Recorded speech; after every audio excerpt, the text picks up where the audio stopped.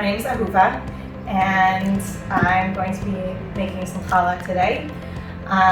So I have my ingredients here. I'm going to be using a kilo of flour. I'm going to be using some canola oil, some sugar, some salt, an egg, yeast, and warm water. Really, you can make bread with as little as flour and salt and enough time, but we're going to be making a traditional sweet challah, which is an Ashkenazi custom for Shabbat, and is probably what you think of, what you associate with the word challah when you see it in the store, the pretty braided loaves in the bakery. So that's what we're going to be doing today.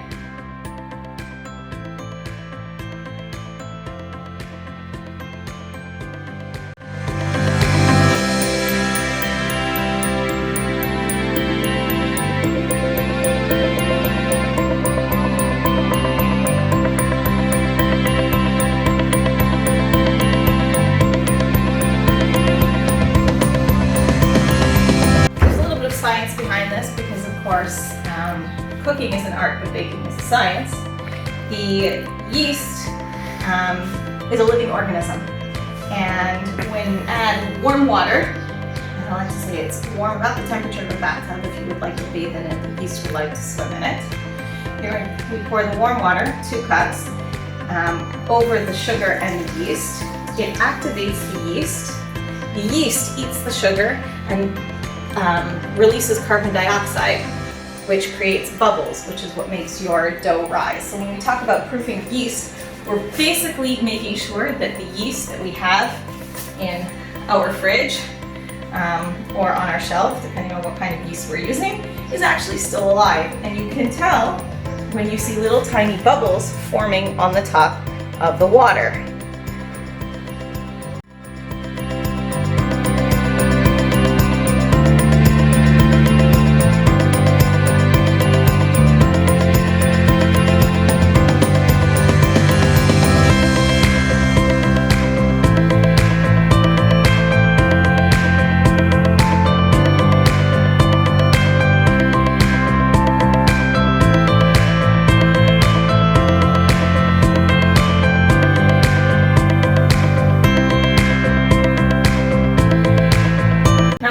Isn't actually the Hebrew word for braided sweet bread.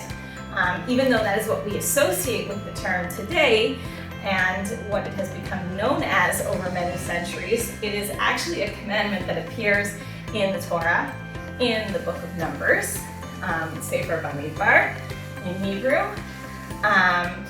where it says that a portion of the dough must be separated from every kneading for the priests in the temple. Back in times when the temple was standing, or in the times of the tabernacle, certainly as well, the priestly class was so busy with the service in the temple that they didn't have time to tend to their own lands and crops and food. And so it was the responsibility of the people for whom they were serving in the temple to make sure that they had the food that they needed.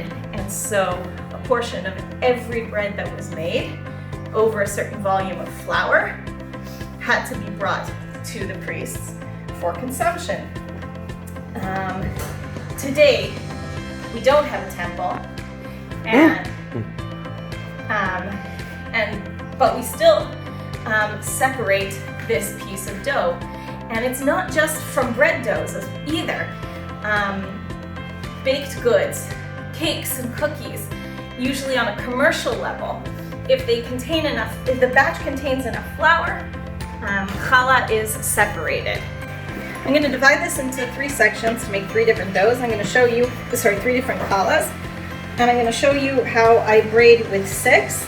And I'm going to integrate into this 6 braid some raisins, cinnamon, and vanilla, because this is a very sweet challah and we want to make it very sweet.